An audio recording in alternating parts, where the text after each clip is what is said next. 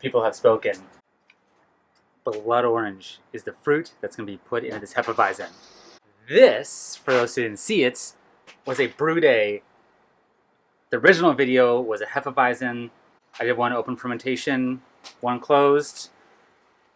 I asked what fruit should we put into it. In the comments, people spoke. Blood orange. That's what I decided on. A couple of people said it. This whole thing started because I asked you guys what I should brew. Jimmy J suggested both of them. Wheat, hef with fruit, citrus.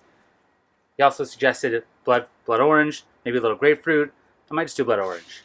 Someone else suggested it as well. Sounds like great. It's really hot out. I got 3.75 gallons. The open fermentation one, I'm going to bottle just straight up and bottle like 1 or 2 bottles from the main 1 gallon. That leaves me with about a pound of fruit per gallon of beer. That's about what I usually do my amounts on. The original recipe, I'll link it in the description below so you guys can see that. 50% wheat, 50% two-row, and Raquel hops. So not really an authentic hefeweizen. And I also fermented it with some German, the hefeweizen 4 by by White Labs. I forgot the number on that. 380? I'll throw it right now, right here. Yeah, let's go do that right now. Let's go throw it in there.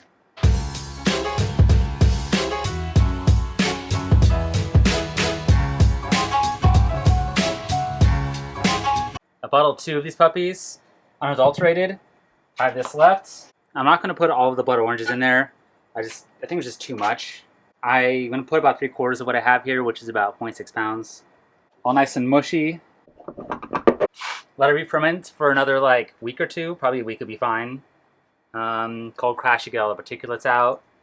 And bottle from there.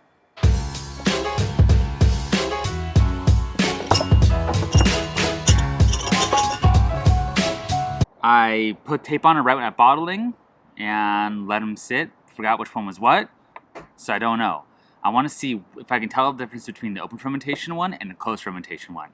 Allegedly, open fermentation, you get more fruity esters by quite a bit, actually. I think upwards of 50% that can be produced.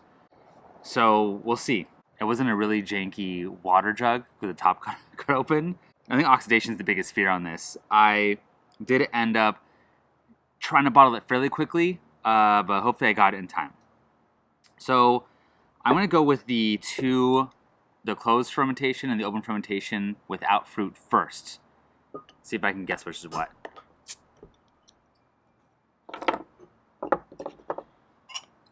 All right. Wow, it's pretty clear for a hef. That is interesting. Wow, I didn't let it sit that long. I mean, maybe another week or 2 longer than normal, but for that to clear up that much, that is pretty crazy. Smells like a hef. Has that weedy, heffy smell. A lot more clove than banana. I fermented it on the cool side, and the yeast strain I chose was supposed to be less banana-y. Banana-y? That's a word, right? It's good. It has a little more of a Belgian thing to it than I would say a hefeweizen. Definitely more clove. I would actually almost think this is a saison, but it's there. I mean, the banana things there a little bit. Pretty clean. I mean, I'm not getting anything off on this. It doesn't look dark or oxidized. I'm not getting any dazzle or anything weird. That's pretty straightforward. Like I said, but definitely more on the closed side than anything. Pretty strongly, actually. So let's see this one. If this is darker, this will probably be the open fermentation one. Cloudier. Wow, that's more like it for a hef. The cloudiness on that. This is not. So it's so weird. So let's see. Whoa, that's way crazier. It has a lot more, what do you call it? It's like salty. Almost has like a weird seaweed smell going on, which is really weird. Fish is the wrong word, but almost sort of like that, which I've never had in beer before. The clove is less too. The aroma's a lot more punchier. A lot in your face. The nose, this is better. I know it said the nose smells weird, like fishy or something, like seaweed, but just very minorly. It's more umami, I think is the right word for that.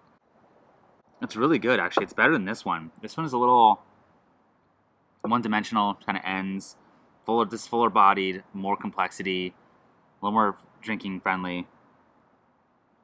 I Okay, well, before I open the fruit one, I'm gonna see which one's what. I'm gonna say this one is the open fermentation one because of the complexity. This was the closed fermentation. This is the open one. That's very interesting. It is fruitier. It's complex. It's less clovey. It's more well-rounded. Wow, there might be something to the open fermentation. They do taste different. They're noticeably different. Yeah, that's really crazy.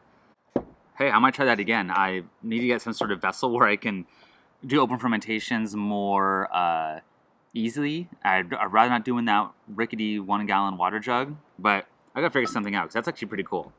So let's go with the fruited one here. Obviously the color is gonna be different because it has the blood oranges. Slight little pink sort of color to it. Clear too though. It's like weird. The closed fermentation one, don't worry about the dirty glassware, it's okay. The closed fermentation one ended up being really clear, and the open one stayed pretty cloudy. So interesting. I'm getting a little bit of fruit on there, maybe a little blood orange. It's actually pretty good. It's nice. I think the fruit amount's about right. Though, you know what? If I didn't know those blood oranges in this, I didn't think I'd say that. It's possible I need to add a little bit more, but it's not in your face, but it's there. Yeah, it's refreshing. It's really nice. Blood orange is a nice compliment to the wheat. I'm glad I put it to a survey and it was chosen. So, I think all in all, it turned out pretty solid. Very enjoyable summer beer. Right now, it's probably like in the mid-90s, like 7 p.m. So, it's hot. So, this is really nice right now, actually. I think the changes I would make is upping, for the fruited one, is upping the fruit a little bit. Not much. And then probably that's about it. Oh, and probably do an open fermentation with it because I want to get this flavors out of whatever's happening. That's good. Again, aside from that weird off smell. So yeah, I think it's a great experiment. I learned a lot from this actually, more than I thought I would. How much fruit to add exactly for this and the kind of fruit that would meld with it well, open fermentations and things like that. So yeah, get out there guys and keep getting weird.